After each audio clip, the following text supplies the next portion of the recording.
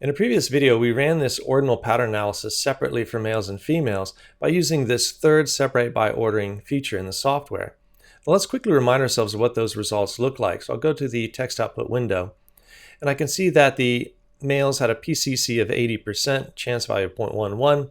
The females, the PCC was as high as it can get, 100%, again with a lower chance value at 0.03. Now what this means then is that for the males, when I took all combinations of the males from the experimental and control conditions, 80% of the time, the male in the experimental condition had the lower reaction time. So that's a fairly impressive PCC. Now for the females, it's even better. For the comparisons for the females between experimental control, every time the female in the experimental condition had the lower reaction time compared to the female in the control condition. Now, another question we might ask pertains to the difference between the 100% and the 80%.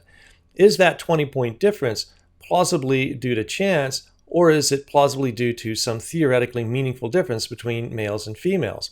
So essentially, we want to get a chance value for that difference. Now, there's a way you can do that, an indirect way you can do that with the software.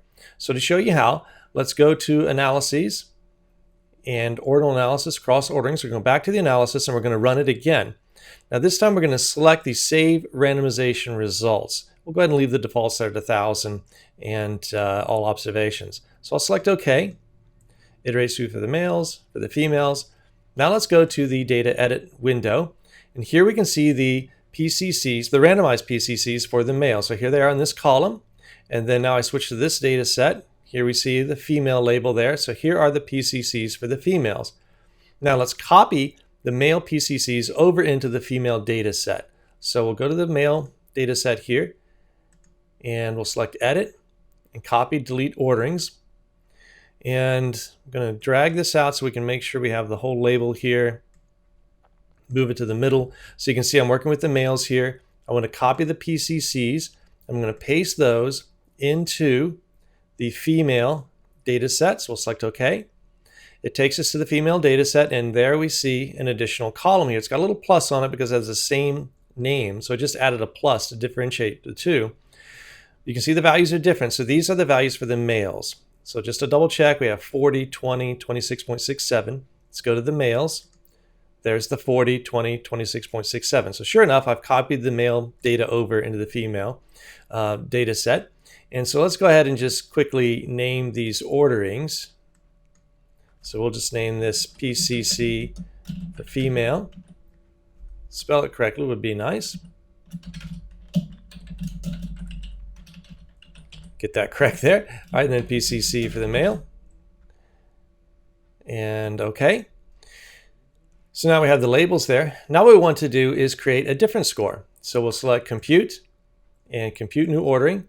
And we're going to take the female PCC, which was higher in the actual data, 100 versus 80, and we're going to subtract then the male randomized PCCs here, and we'll just call this, we'll just call it FM PCC difference. Select OK. Now we have these differences.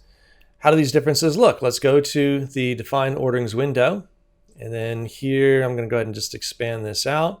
Let's look at the distribution. So they range from negative 93.75 all the way up to 83.33. Now what we want to know is how frequently did we see a difference of 20 points or more here. So we could try to just grab all of this. In fact, we can just do it here most easily. We'll scroll down here. And here's the 20 right there.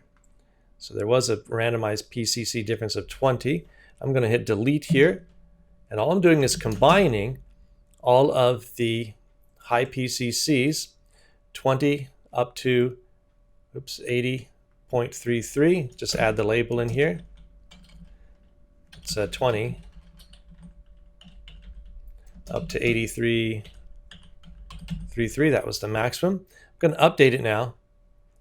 And notice nothing else has changed here except I've created a category of PCCs that ranges from 20 to the maximum value that I found. So in other words, how many differences from these randomized PCCs were equal to 20 or more? Well, it turns out it's 299. So that's 299 out of 1,000. So that gives us a chance value then of 0.299. 299 divided by 1,000. So as a chance value, that's not very impressive. About 30% of the time, I can take these randomized PCCs, look at their difference, and I can get 20% pretty readily. Again, almost a third of the time. So that 20-point difference then between the females and the males looks like it's plausibly due to chance.